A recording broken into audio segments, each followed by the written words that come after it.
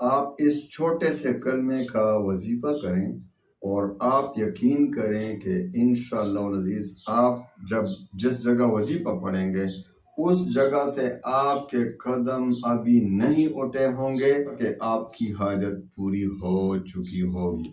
ایسا آپ یقین کریں کہ اس جیسا تیز ترین وظیفہ آپ نے پوری زندگی میں نہ دیکھا ہوگا نہ آئندہ دیکھیں گے۔ آپ کی کوئی ایسی حاجت، ایسا مشکل جو آپ نے زندگی بھر اس کے لیے جنتر منتر پڑھے، وظائف پڑھے، کسی وظیفے نے کام نہیں کیا، ایسا ناممکن کام، تو آج ہی اس پر عمل کریں اور انشاءاللہ العزیز قدم اٹھنے سے پہلے آپ کا وظیفہ کام کر جائے گا، آپ کا بیڑا پار۔ ممکن ہو ناممکن ہو اس کی فکر بالکل نہ کریں، جو بھی حاجت ہوگا بس اس وظیفے کو کریں اور انشاءاللہ قدم اٹھنے سے پہلے آپ کا وظیفہ قبول ہو جائے گا اور آپ کی جس مقصد کے لیے، جس حاجت کے لیے آپ نے وظیفہ پڑھا وہ اسی وقت پورا ہو جائے۔ الحمدللہ وکفی وسلام علی عبادہ الذین اصطفی، اما بعد فاعوذ باللہ من الشیطان الرجیم، بسم اللہ الرحمن الرحیم۔ السلام علیکم ورحمۃ اللہ وبرکاتہ۔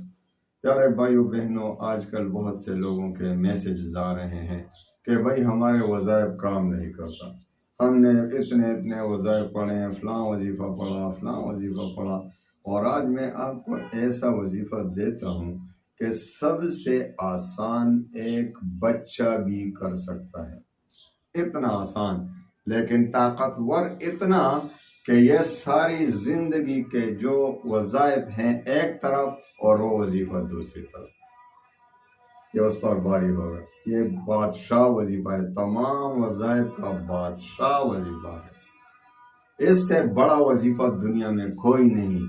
آپ انشاءاللہ العزیز جس مقصد کے لیے پڑھیں گے وہ مقصد تیر بہدف حاصل ہوگا۔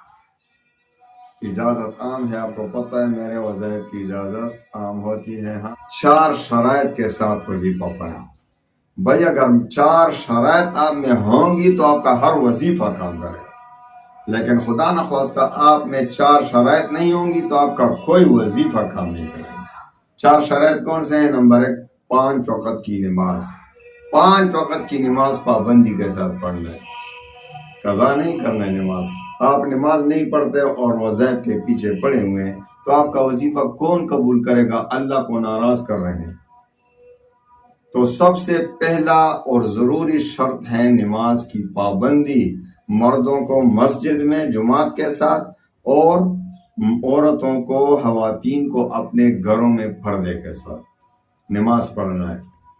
دوسرا شرط ہے رزق حلال کی طلب، کیونکہ حدیث پاک میں آتا ہے، حضور پاک صلی اللہ علیہ وسلم فرماتے ہیں کہ جس کے پیٹ میں حرام پڑا ہو، جس کا لباس حرام ہو، جس کا کھانا پینا حرام ہو، اس کی دعا کیوں کر قبول ہوگی؟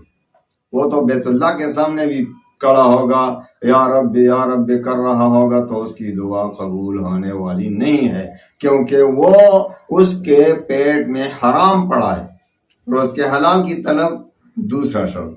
تیسرا شرط ہے اللہ تعالیٰ پر یقین اور اعتماد کامل ہو۔ پھر بہت سے لوگ کہتے ہیں وظیفہ یہاں سے سٹارٹ ہوا، ٹائم لکھا ہوتا ہے۔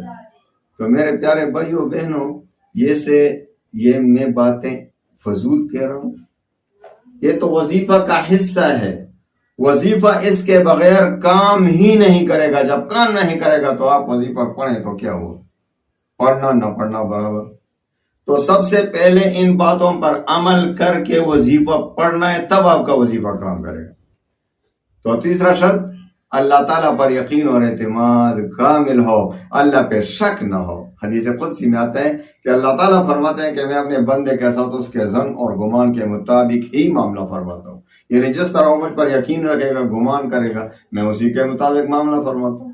تو جس شخص کو اللہ پہ پورا یقین ہو کہ میرا اللہ بہت مہربان ہے، میری دعا، میرا وظیفہ رد نہیں فرمائے گا، تو اس کے اسی ظن کے مطابق معاملہ ہوگا، وظیفہ دعا قبول ہو جائے گی انشاءاللہ۔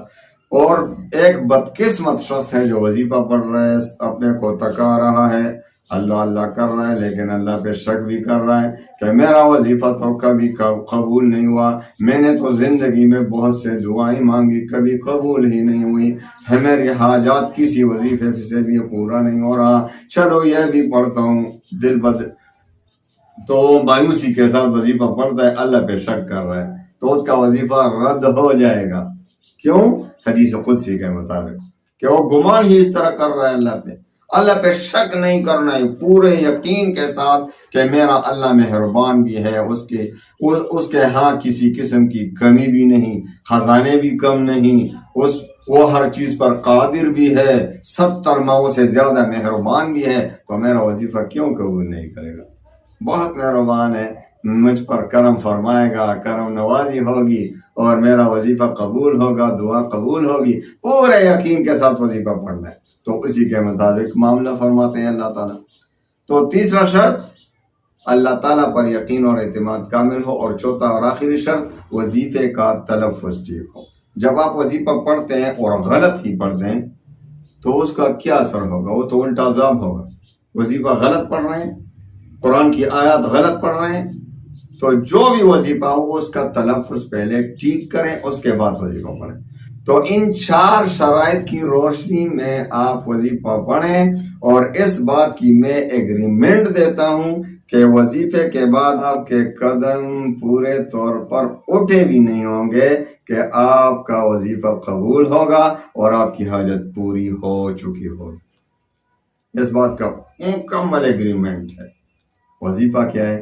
سب بچے بھی پڑھتے ہیں، بڑے بھی پڑھتے ہیں، لیکن دیکھو حضرت موسیٰ علیہ السلام نے اللہ سے فرمایا کوئی خاص ذکر مجھے عطا فرما، تو اللہ تعالیٰ نے فرمایا لا الہ الا اللہ کہو۔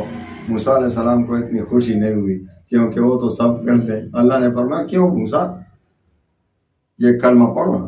تو موسیٰ علیہ السلام نے فرمایا، نے عرض کیا یا اللہ یہ تو سب پڑھتے ہیں، مجھے کوئی ایسا کلمہ بتا دے پڑھنے کے لیے کہ وہ خاص قسم کا کلمہ ہو۔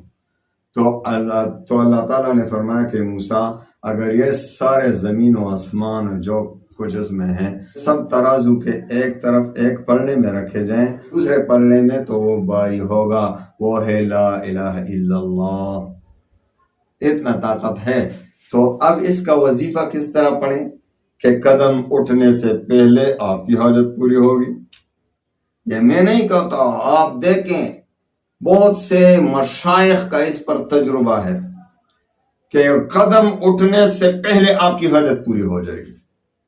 آپ نے ایسا کرنا ہے کہ پہلے درود شریف پڑھیں جتنا مرضی، 11 مرتبہ کم از کم پڑھیں، اس کے بعد یہ لا الہ الا اللہ لا الہ الا اللہ، اور ساتھ کبھی کبھی محمد رسول اللہ بھی ملاتے رہیں۔ ویسے لا الہ الا اللہ لا الہ الا اللہ لا الہ الا اللہ لا الہ الا اللہ لا الہ الا اللہ، کوئی معبود نہیں اللہ کے سوا، اللہ ہی معبود برحق ہیں، اللہ کے سوا کوئی معبود برحق نہیں۔ تو یہ اتنا معمولی کلمہ نہیں ہے، یہ تو بچے کی زبان پر آج ہے، سب کو آسان ہے۔ اس کا 70,000 مرتبہ وظیفہ پڑھیں۔ کتنا؟ 70,000 ایک محفل میں، لیکن جہاں کوئی نہ ہو، تنہائی میں یہ وظیفہ پڑھنا ہے، کسی ایسے کمرے میں، ایسے گھر میں جہاں کوئی نہ ہو سوائے تمہارے کہ یا جنات وغیرہ تو ہوں گے، فرشتے بھی ہوتے ہیں، لیکن انسانوں میں سے کوئی نہ ہو اس گھر میں، یا کم از کم اگر ایسا گھر نہ ملتا ہو کوشش کریں کہ ایسا گھر ہو، یا اس دن سب کو باہر بھیج دو کسی اور اپنوں رشتہ داروں کے گھر، اور خود اکیلے اس وظیفے کو پڑھنا۔ اگر ایسا موقع نہ ہو تو پھر اکیلا علیحدہ کمرے میں پڑھو، لیکن جہاں تک ممکن ہو اگر اکیلے گھر میں پڑھیں جہاں کوئی اور نہ ہو تمہارے سوا، تو انشاءاللہ اس کے اثرات نور علی نور۔ ابھی آپ قدم نہیں اٹھائیں گے، 70,000 مرتبہ جب پڑھیں گے اس کے بعد درود شریف پر پڑھیں، دعا کریں، انشاءاللہ آپ کے قدم ابھی اٹھے نہیں ہوں گے کہ آپ کا وظیفہ قبول ہوا ہوگا۔ آپ کی حاجت پوری ہو چکی ہوگی۔ اللہ تعالی ہمیں سب سے افضل ذکر بھی لا الہ الا اللہ کا ہے۔ حدیث میں بھی آتا ہے کہ افضل الذکر لا الہ الا اللہ، اور ساتھ کبھی کبھی محمد الرسول اللہ صلی اللہ علیہ وسلم کا اضافہ کرتے رہیں، اس کے ساتھ پڑھتے رہیں۔ اللہ تعالیٰ تمام مسلمانوں کے غموم ہموم پریشانیوں کو خوشیوں میں بدل دے، اور اللہ تعالیٰ ہمیں اس کلمہ عظیم کلمہ کی بار بار اور بے شمار ذکر کرنے کی توفیق عنایت بخشے۔ وآخر دعوانا ان الحمد للہ رب العالمین۔